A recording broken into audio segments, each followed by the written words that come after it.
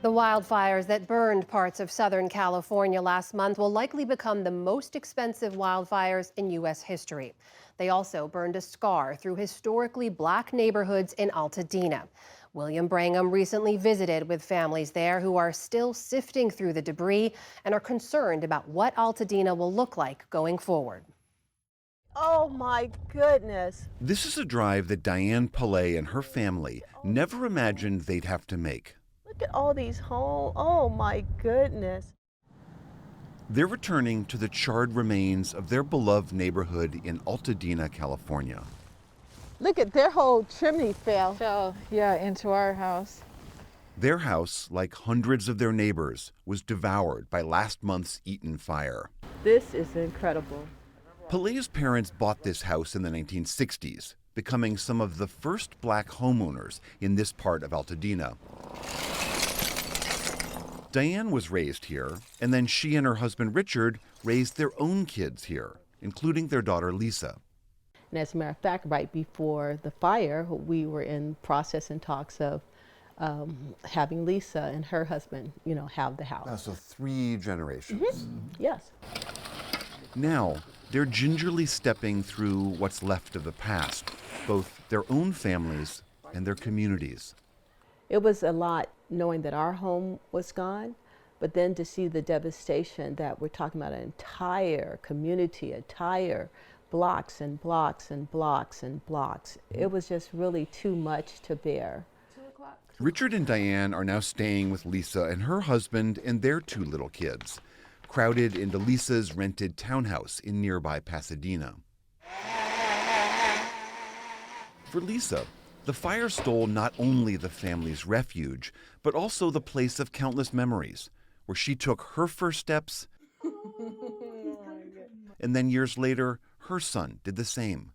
And I just cried. I literally collapsed to my knees and I just cried because it's just an unbelievable feeling. Like so many families here, they're unsure about what comes next. This was the bathroom. Lisa's lease is up in a few months. The mortgage on their house still comes due every month. They had insurance, but it's not clear if it'll be enough to rebuild.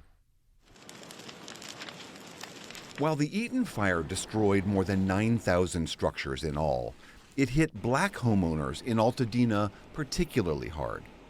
A recent study found that almost half of black households had their homes destroyed or severely damaged, compared to 37% of non-black households.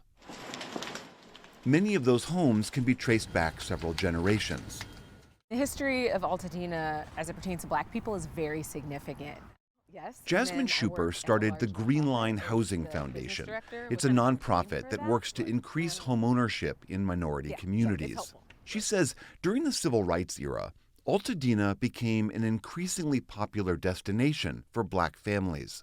Redlining still existed in Altadena, but it was much friendlier to black people purchasing, especially in the 60s when the Fair Housing Act was passed. You had a significant increase in the population, the black population in Altadena. So this was, for a lot of black people, a haven and a place of solidarity and a place where they could actually access homeownership and the wealth building that it affords. It's a legacy that continues. About 75% of black residents here own their homes. That's nearly double the black homeownership rate nationwide. But even before the fire, things were changing. As the cost of housing in LA rose, more people flocked to this community of 42,000 people just north of Pasadena.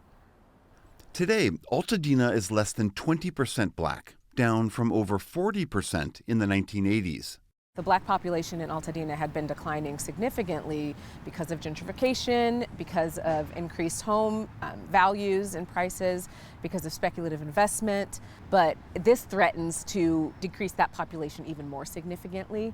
As rebuilding gets underway in Altadena, there is a concern in this community that real estate developers are going to swoop in and buy up all of this property and somehow change this integrated, diverse community into something that people here just don't recognize anymore. There's a saying among the black community now, don't move out of Altadena. If you move out, you'll never get back in. Michelle Ben's family was lucky. Their home survived the fires, coming right to the edge of their yard. But that fire was burning so hot and it was just burning straight up He says divine intervention held the flames back, but he still can't believe what happened everywhere else. For me, it's our home. It's the only thing I've ever known. But when I was driving by, I couldn't even recognize what street I was on because all the houses were burned down and you didn't know where you were. He says the damage from the smoke and all the toxic particles make living in the house unsafe. Everything that was burnt up, whether it was cars, the chemicals from the cars, the paint, the lids, the asbestos, and different type of materials all together, floating throughout the air and made it into our attic. And it's in our house, it's all over the floors. While they're still trying to figure out exactly how much their insurance will cover, Michelle's daughter, Sienna, says they'll never leave Altadena. Her great-grandfather first came here back in the 1930s. Considering Jim Crow and what it would mean to move to California and to build a life for yourself as a Black person in this country is just such a great investment, such emotional strength to be able to come here and believe in that. There's no other place like this to me in the world, and I'm not interested in finding another one. I'm interested in growing everything that they planted here. Thinking about that and the thought of rebuilding, like what is needed? Jasmine Schuper's nonprofit is working with Black families who lost their homes but want to rebuild, and those who don't plan to stay but don't want to sell to outside developers. You've got generations of blood, sweat, and tears threatened to be wiped out if we're not able to come alongside and support the rebuilding, specifically of this Black community. The Eaton fire not only destroyed Black homes, but also several Black-owned businesses. This is what's left of Rhythms of the Village, a learning center that celebrated African culture and music. We're not gonna give up so easily, I tell those developers, those capitalists, good luck, they can try, but these are some resilient people. The store's owners are father and son Onoche and Emeka Chukura. So this fire came here, devastated our community, and it's turning us around to each one help the other. Everybody's helping. Right after the fires, they set up a donation space in Onoche's driveway, collecting and dispensing clothes, shoes, toiletries, all for free. Anybody out there who is in need right now is welcome to come here and take whatever you see that you need. While their store is gone, Emeka says this effort and others like it across the area gives him hope about Altadena's future. We have our boutique, free boutique here, but this is being replicated all over the community. So seeing us share resources at this level, I'm very optimistic that we can rebuild. We're going to remember the beautiful memories, and also let's just look to the future. This is what's going on around the tree. Despite losing everything, Diane and Richard Pillay are hoping to rebuild in Altadena. They say it's the people who will make this area back into what it once was.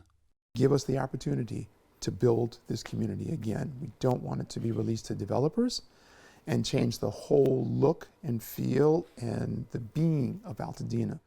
For the PBS NewsHour, I'm William Brangham in Altadena, California.